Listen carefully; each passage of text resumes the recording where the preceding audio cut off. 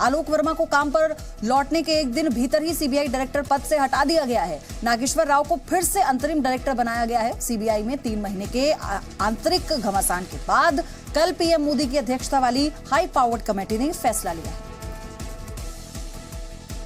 77 दिन बाद CBI director बनकर लौटे आलोक वर्मा की फिर से छुट्टी हो गई है। पीएम मोदी की अध्यक्षता वाली हाई पावर्ड सिलेक्शन कमेटी ने आलोक वर्मा को गुरुवार को सीबीआई डायरेक्टर के पद से हटाने का फैसला किया। सिलेक्शन कमेटी ने 2-1 के फैसले से आलोक वर्मा को हटा दिया। सिलेक्शन कमेटी की बैठक में मल्लिकार्जुन खड़गे ने इस फैसले का विरोध किया, जबकि पीएम मोदी और समिति के दूसरे सदस्य सुप्रीम कोर्ट के जस्टिस ए.के. सीकरी आलोक वर्मा को हटाए जाने के पक्ष में थे। मुझे लगता है सुप्रीम कोर्ट ने जो राइडर्स लगा करके उन्हें पुराने पद पर भेजा था, एक उन राइडर्स का वो सम्मान नहीं कर पाए, ये वजह हो सकती है, और दूसरे कुछ अन्य तथ्य भी उभर करके हाई पावर्ड कमेटी में आए होंगे। उसके आधार पर ये फैसला लिया गया होगा। आलोक वर्मा को अब फायर सर्विसेज, सिविल डिफेंस और होम गार्ड्स का डीजी बनाया गया है, जबकि एम नागेश्वर राव एक बार फिर से अंतरिम निदेशक बनाए गए हैं। आलोक वर्मा और सीबीआई के स्पेशल डायरेक्टर राकेश अस्थाना के बीच विवाद की वजह से 23 अक्टूबर को केंद्र सरकार ने दोनों अफसरों को छुट्टी पर भेज दिया था। 3 दिन पहले सुप्रीम कोर्ट ने आलोक वर्मा को जबरन छुट्टी पर भेजने के सरकार के फैसले को रद्द किया था। बुधवार को आलोक वर्मा ने दोबारा कामकाज संभाल लिया था, जिसके बाद उन्होंने 10 से ज्यादा अफसरों के तबादले का आदेश जारी किया था।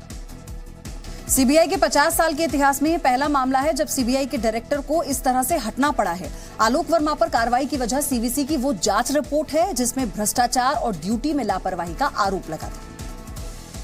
पीएम मोदी की अध्यक्षता वाली हाई पावर्ड सिलेक्शन कमेटी ने आलोक वर्मा की सीबीआई से छुट्टी का आधार सीवीसी की जांच रिपोर्ट बनी। सिलेक्शन कमेटी ने सीवीसी रिपोर्ट में आलोक वर्मा पर लगाए गए 8 आरोपों पर गंभीरता से विचार किया। सीवीसी रिपोर्ट के मुताबिक मोइन कुरैशी केस में सीबीआई की जांच टीम सतीश सना को आरोपी बनाना चाहती थी, लेकिन आलोक वर्मा ने इसकी मंजूरी नहीं दी। इस केस की जांच टीम का नेतृत्व स्पेशल डायरेक्टर राकेश अस्थाना कर रहे थे। सीवीसी रिपोर्ट में रिश्वत लेने की उस बातचीत का भी जिक्र है जिसे रॉ ने पकड़ा था।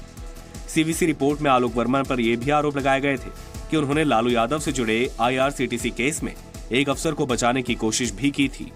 सीवीसी रिपोर्ट में गुरुग्राम जमीन अधिग्रहण मामले का भी जिक्र है। सीवीसी ने आरोप लगाया कि इस मामले में आलोक वर्मा का नाम आया है, लिहाजा उनकी जांच होनी चाहिए। सीवीसी रिपोर्ट में आलोक वर्मा पर यह भी आरोप लगाया गया था कि वो सीबीआई में कुछ दागी अफसरों को लाना चाहते थे।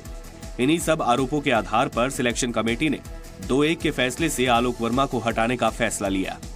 सीबीआई विवाद में छुट्टी पर भेजे गए स्पेशल डायरेक्टर राकेश अस्थाना और डीएसपी देवेंद्र कुमार की याचिका दिल्ली हाई कोर्ट का आज अपना फैसला इस पर सुनाएगी। सीबीआई डायरेक्टर आलोक वर्मा को हटाए जाने के बाद अब स्पेशल डायरेक्टर राकेश अस्थाना का क्या होगा, इस पर आज दिल्ली हाई कोर्ट का अहम फैसला आने वाला है। राकेश अस्थाना, डीएसपी देवेंद्र कुमार ने अपने ऊपर दर्ज भ्रष्टाचार के केस को दिल्ली हाई कोर्ट में चुनौती दी है और इसे रद्द करने की मांग की है। याचिका में राकेश अस्थाना और देवेंद्र कुमार की दलील है कि उनके खिलाफ एफआईआर दर्ज करते वक्त तय प्रक्रियाओं का पालन नहीं किया गया, जबकि आलोक वर्मा की ओर से दलील दी गई है कि तय प्रक्रिया के आधार पर एफआईआर दर्ज की गई है। वहीं ट्रिपल तलाक बिल पर संसद में आम सहमति नहीं बनने की वजह से मोदी सरकार ने एक बार फिर से अध्यादेश को मंजूरी दी। राज्यसभा में ट्रिपल तलाक बिल लटकने के बाद केंद्र सरकार इस पर फिर से अध्यादेश लाने जा रही है।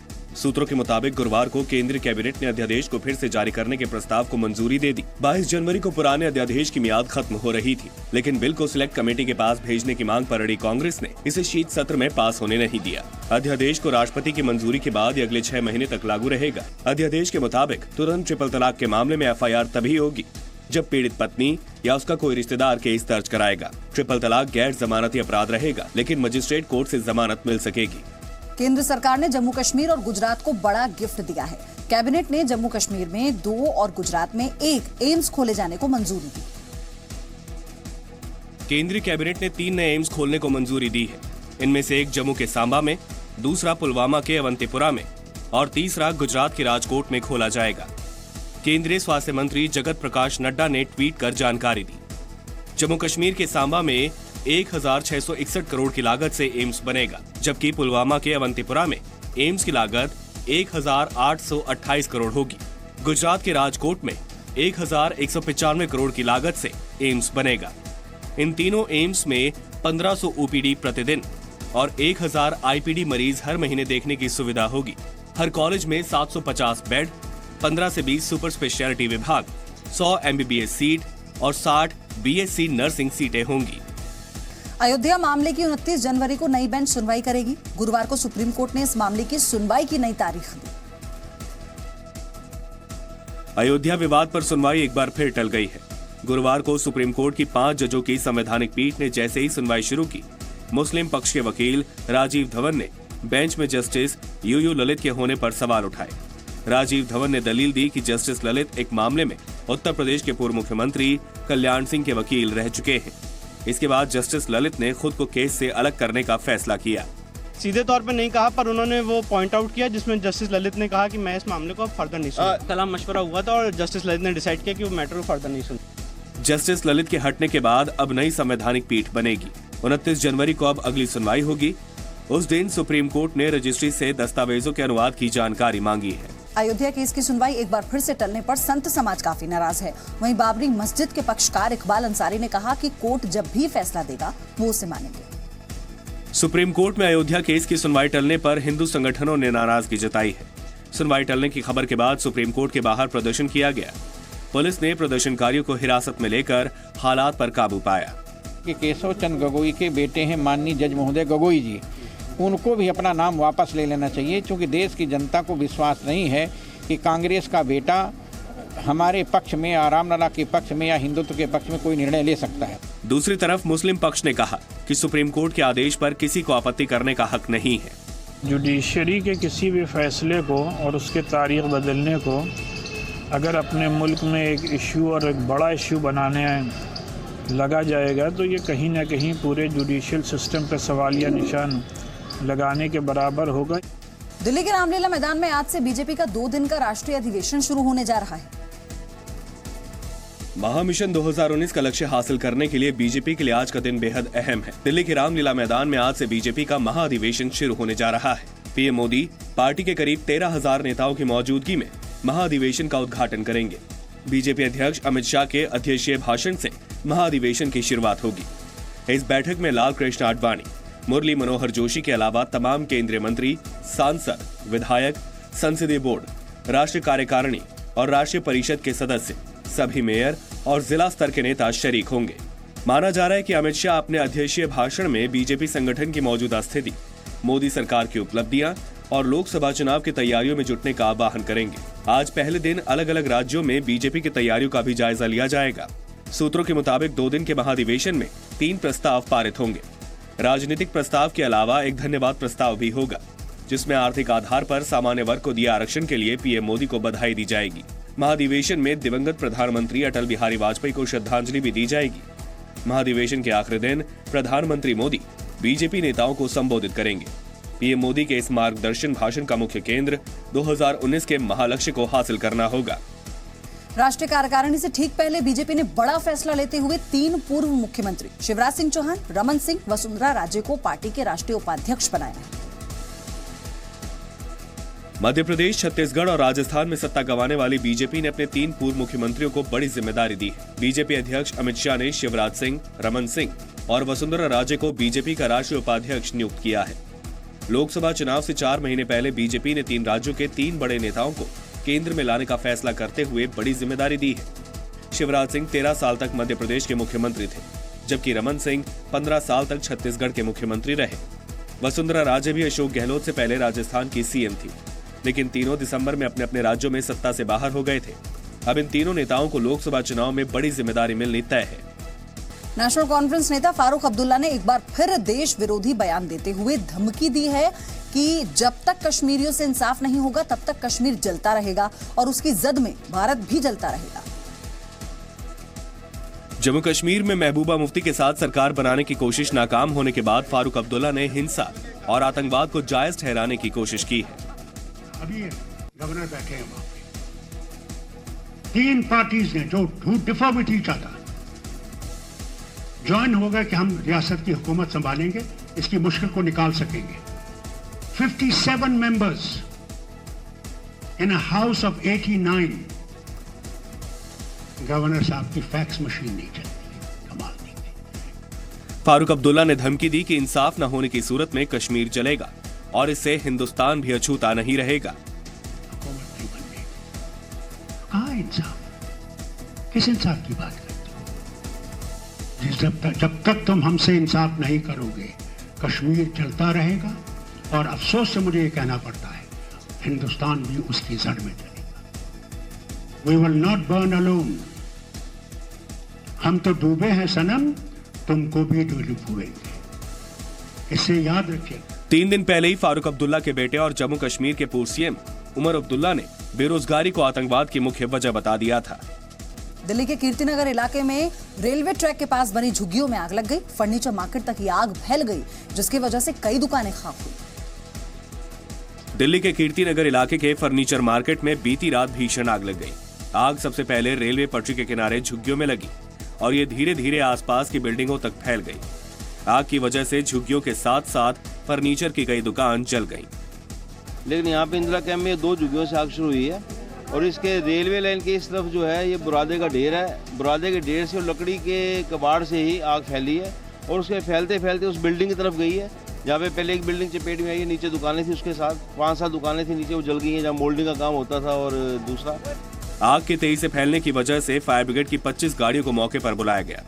अब तक किसी व्यक्ति की आग में हताहत होने की खबर नहीं है, लेकिन दुकानों तक आग पहुंचने की वजह से दुकानदारों का लाखों का नुकसान हुआ है। मनी लॉन्ड्रिंग के मामले में रॉबर्ट वाड्रा के करीबी मनोज अरोड़ा की अग्रिम जमानत याचिका पर आज दिल्ली की पटियाला हाउस कोर्ट में सुनवाई हुई। मनी लॉन्ड्रिंग केस में गिरफ्तारी से बचने के लिए रॉबर्ट वाड्रा के करीबी मनोज अरोड़ा के लिए आज अहम दिन है। दिल्ली की पटियाला हाउस कोर्ट के विशेष जज अरविंद कुमार मनोज अरोड़ा की अग्रिम जमानत अर्जी पर विचार करेंगे। अदालत प्रवर्तन निदेशालय की उस अर्जी पर भी आज विचार करेगी, जिसमें मनोज अरोड़ा के खिलाफ गैर जमानती वारंट जारी करने की मांग की गई है। अग्रिम जमानत अर्जी में मनोज अरोड़ा ने आरोप लगाया है कि प्रवर्तन निदेशालय उस पर इस मामले में रॉबर्ट वाड्रा का नाम लेने का दबाव डाल रहा है, जबकि प्रवर्तन निदेशालय का केस लंदन में 19 लाख पाउंड की प्रॉपर्टी खरीद से जुड़ा है। ईडी की दलील है कि ये प्रॉपर्टी रॉबर्ट वाड्रा की है, लेकिन इसे खरीदने के लिए पैसों का इंतजाम मनोज अरोड़ा ने किया था। कांग्रेस नेता और पूर्व गृह मंत्री सुशील कुमार शिंदे ने पीएम मोदी की तुलना हिटलर से कर दी। पीएम नरेंद्र मोदी के सोलापुर दौरे के एक दिन बाद कांग्रेस नेता सुशील कुमार शिंदे ने बड़ा आरोप लगाया है। शिंदे का कहना है कि मोदी सरकार विपक्ष के विरोध प्रदर्शन के लोकतांत्रिक अधिकारों का दमन कर रही है और इसीलिए पीएम के दौरे के खिलाफ विरोध प्रदर्शन की तैयारी कर रहे कई कांग्रेसी कार्यकर्ताओं को पुलिस ने बेरहमी से पीटा। कांग्रेस कार्यकर्ताओं की पिटाई की जांच की मांग करते हुए सुशील शिंदे ने पीएम मोदी की तुलना तानाशाह हिटलर से कर दी।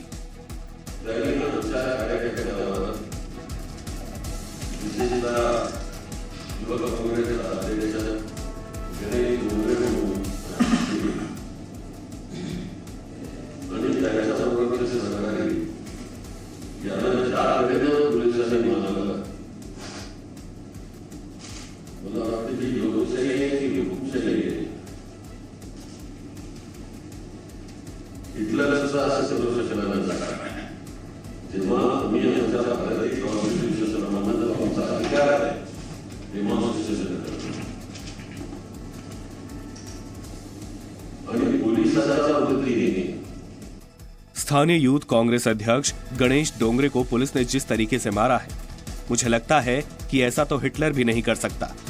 8 तारीख की रात को पुलिस की मदद से कांग्रेस के कार्यकर्ताओं को घर जाकर बुलाकर बंद करके रखा। भारत के संविधान ने हमें विरोध प्रदर्शन का हक दिया है, इस लोकतांत्रिक हक को छीना गया। पत्रकार रामचंद्र छत्रपति की हत्या के मामले में आज पंचकूला की विशेष सीबीआई कोर्ट अपना फैसला सुनाई। हरियाणा के सिरसा के पत्रकार रामचंद्र छत्रपति हत्याकांड केस में 16 साल बाद आज इंसाफ का दिन है। डेरा प्रमुख गुरमीत सिंह राम रहीम इस मामले का आरोपी है, जो कि इस वक्त रोहतक की सुनारिया जेल में बंद है। पुलिस राम रहीम को वीडियो कॉन्फ्रेंसिंग के जरिए कोर्ट में पेश करेगी। कानून व्यवस्था के हालात बिगड़ने की आशंका को देखते हुए डेरा सच्चा सौदा, सुनारिया जेल और पंचकुला की विशेष अदालत की सुरक्षा कड़ी कर दी गई है। साल 2002 में पत्रकार रामचंद्र छत्रपति की गोली मारकर हत्या कर दी गई थी। 2003 में इस केस की जांच सीबीआई को सौंपी गई। 2007 में सीबीआई ने कोर्ट में चार्जशीट दायर कर गुरमीत सिंह राम रहीम को हत्या की साजिश रचने का आरोपी माना था। पिछले हफ्ते ही अदालत ने मामले की सुनवाई पूरी कर फैसला सुरक्षित रखा था। लोकसभा चुनाव की तैयारियों का जायजा लेने के लिए चुनाव आयोग की सभी राज्यों के प्रमुख निर्वाचन अधिकारियों के साथ आज बैठक है। लोकसभा चुनाव की तारीखों के ऐलान से पहले चुनाव आयोग आज सभी राज्यों में चुनाव की तैयारियों की समीक्षा करने जा रहा है। दिल्ली में आज से 2 दिन तक सभी राज्यों के मुख्य निर्वाचन अधिकारियों के साथ चुनाव आयोग की बैठक है, जिसमें voter list, polling centre, VVPAT युक्त ईवीएम मशीन और दूसरे चुनावी मैनेजमेंट के इंतजामों की समीक्षा होगी। इस बैठक में राज्यों में सुरक्षा इंतजाम, चुनाव में आईटी के इस्तेमाल की तैयारी, मतदाता जागरूकता अभियान और चुनावी ड्यूटी के लिए जरूरी कर्मचारियों के इंतजाम का भी जायजा लिया जाएगा। बैठक में सभी राज्यों के मुख्य निर्वाचन अधिकारी लोकसभा चुनाव के लिए अपने राज्यों में अब तक की तैयारियों का रिपोर्ट कार्ड पेश करेंगे।